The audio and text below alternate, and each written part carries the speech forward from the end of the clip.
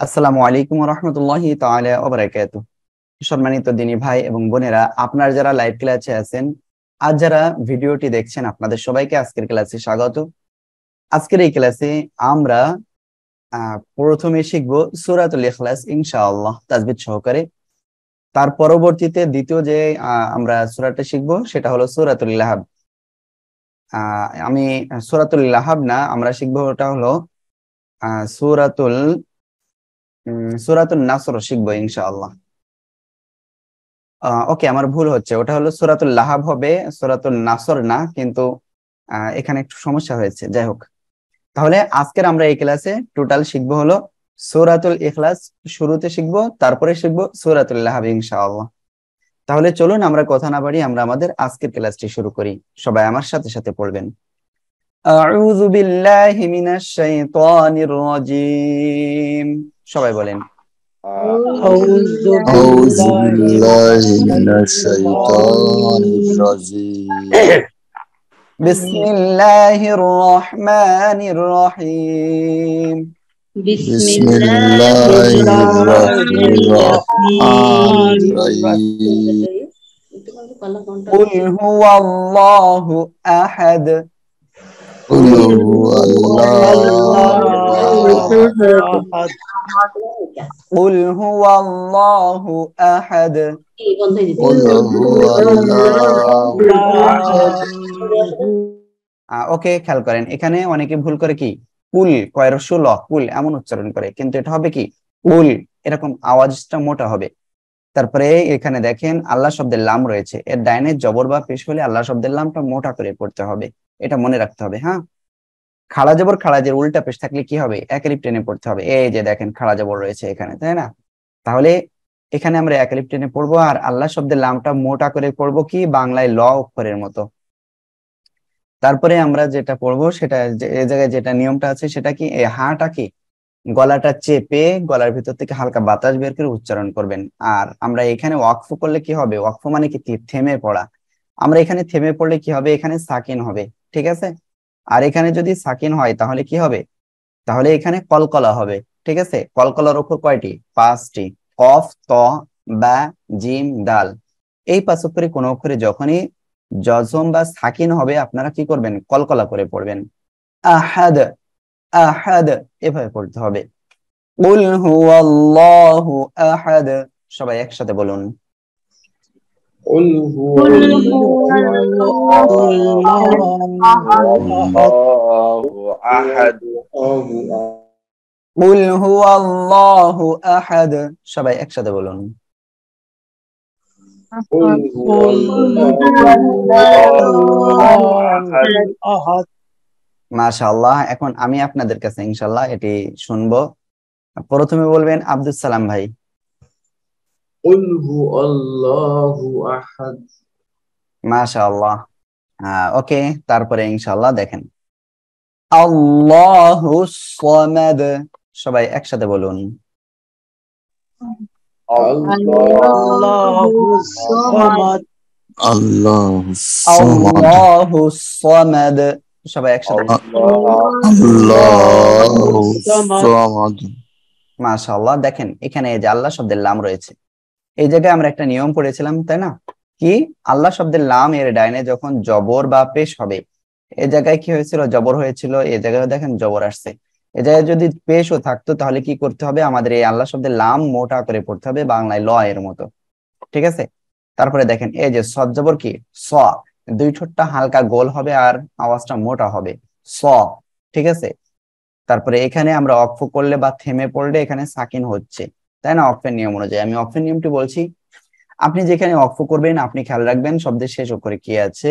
যদি শব্দের শেষ অক্ষরে খাড়া জবর মদের হরফ অথবা গোলতা বাদে 2 জবর থাকে তাহলে কি করবেন, 1 জবর বাদ দিয়ে এক আলিফ টেনে পড়তে হবে, আর বাকি সময় আপনারা সাকিন দিয়ে পড়বেন। দেখেন এই জায়গায় কিন্তু খাড়া জবর নাই, মদের হরফ নাই, গোলতা বাদে 2 জবরও নাই, এই জন্য আমরা কি করব, সাকিন দিয়ে পড়বো। আশা করি বুঝতে পেরেছেন আপনারা। তাহলে পড়বো আল্লাহুস সামাদ। সবাই একসাথে বলুন। الله الصمد সামাদ না, الله আল্লাহুস সামাদ। الصمد সবাই একসাথে বলুন। Allahu samad. ওকে, মাশাআল্লাহ। তারপরে ইনশাআল্লাহ এখন আমরা এটা আপনাদের কাছ থেকে ইনশাআল্লাহ এখন শুনবো। ওকে, তাহলে প্রথমে বলবেন হলো তারিকুজ্জামান ভাই, আপনি ইনশাআল্লাহ। তারিকুজ্জামান ভাই। Allahu samad. মাশাআল্লাহ, মাশাআল্লাহ। তারপরে বলবেন হলো আজিজ ভাই, আপনি। Allahu samad. আল্লাহু সামাদ, সামাদ এমন হবে, ঠিক আছে ভাইয়া? Allahu samad. জি, মাশাআল্লাহ। ওকে, আমরা ইনশাআল্লাহ তারপরে পড়বো। দেখুন, লাম ইয়ালিদ ওয়া লাম ইউলাদ, সবাই ইনশাআল্লাহ এখন একসাথে বলেন। لم يولد Yalid wa lam yulad. ওকে, আবার একটু খেয়াল Lam করুন। yalid. সবাই একটু খেয়াল করুন। Walam লাম ইয়ালিদ ওয়া লাম ইউলাদ। Yalid wa lam yulad. দেখেন, মিম সাকিনের পরে মিম আর বাবাদে অন্য অক্ষর আসলে স্পষ্ট করে পড়তে হবে। এই মিম সাকিনের পরে দেখেন ইয়া আসছে, মিমও আসে নাই, বাও আসে নাই, আমরা এই জন্য কি করব? স্পষ্ট আকারে পড়বো, গুণনা করব না, ঠিক আছে? লাম ইয়া। এরপরে দেখেন এখানে দাল কি কিসের অক্ষর? কলকলার অক্ষর না? কফ ত বা জিম দাল, এই পাঁচ অক্ষরে কোনো অক্ষরে যখনই জজম বা সাকিন হবে আমরা কলকলা করে পড়বো। লাম ইয়ালিদ, লাম ইয়ালিদ এভাবে পড়বো, ঠিক আছে? তারপরে দেখেন এখানেও কোনো গুণনা হবে না, মিম সেকেন্ডের পরে মিম আর বাবাদে অন্য অক্ষর আসছে।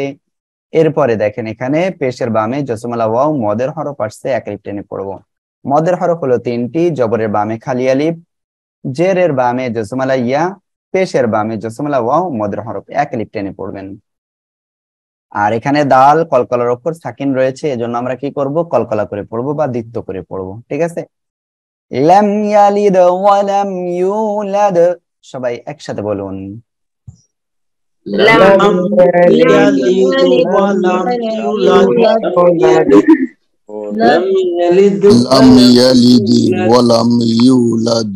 লাম ইয়ালিদ ওয়া লাম ইউলাদ। Lam yalid walam yulad. মাশাআল্লাহ। ওকে, আমি এখন ইনশাআল্লাহ এগুলো আপনাদের কাছে ধরবো। প্রথমে বলবেন হলো সাইফুল্লাহ ভাইয়া, আপনি। Lam yalid walam yulad. মাশাআল্লাহ, আমরা ইনশাআল্লাহ তারপরে পড়বো এখন। সবাই ইনশাআল্লাহ মনোযোগ সহকারে দেখবেন।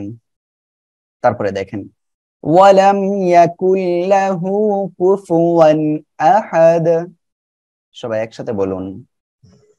walam Walam yakul lahu kufuwan ahad. ওয়ালাম ইয়াকুল লাহু কুফুয়ান আহাদ।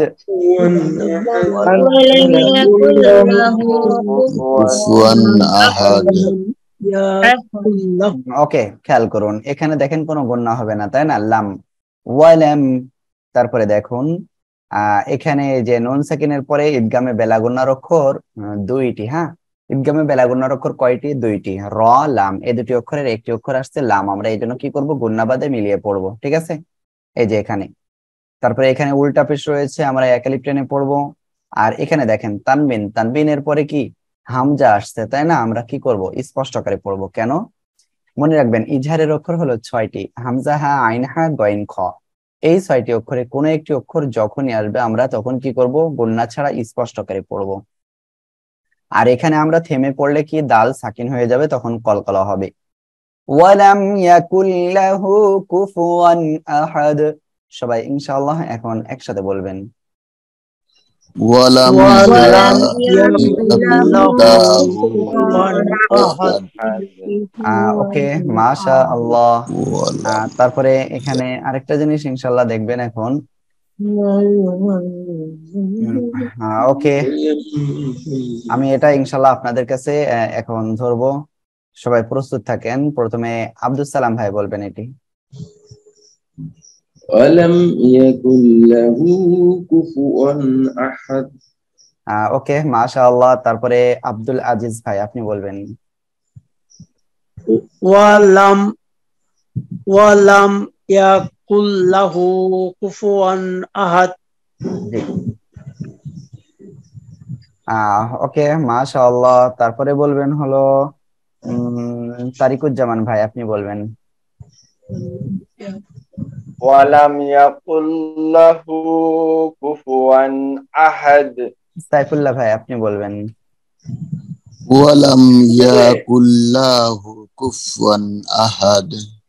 মাশাআল্লাহ। আমরা এই সূরাটা এখন আরেকবার ইনশাআল্লাহ সবাই একসাথে মস্ত করব। বিসমিল্লাহির রহমানির রহিম, সবাই বলেন। বিসমিল্লাহির রহমানির রহিম। ওকে, মাশাআল্লাহ। তারপরে দেখুন, কুল হুয়াল্লাহু আহাদ। কুল হুয়াল্লাহু আহাদ। মাশাআল্লাহ। তারপরে দেখুন, আল্লাহুস সামাদ। আল্লাহুস সামাদ। মাশাআল্লাহ। তারপরে দেখুন, লাম ইয়ালিদ ওয়া লাম ইউলাদ। লাম ইয়ালিদ ওয়া লাম ইউলাদ। ওয়া লাম ইয়াকুল লাহু কুফুয়ান আহাদ। ওয়ালাম ইয়াকুল লাহু কুফুয়ান আহাদ। ওকে, মাশাআল্লাহ। আল্লাহর অশেষ রহমতে আমরা সূরাতুল ইখলাস সুন্দরভাবে শিখে ফেলেছি, আলহামদুলিল্লাহ। আমি আশা করব আপনারা সবাই এই সূরাটি কয়েকবার আপনারা খুব সুন্দরভাবে প্র্যাকটিস করবেন, আর তারপরে অবশ্যই আমাকে আপনারা পড়াটা শোনাবেন। আর আগামীকাল ইনশাআল্লাহ ক্লাসে আবারও আপনাদের এই পড়াটি শুনবো। ওকে, আলহামদুলিল্লাহ, আমরা শিখে ফেলেছি, আলহামদুলিল্লাহ।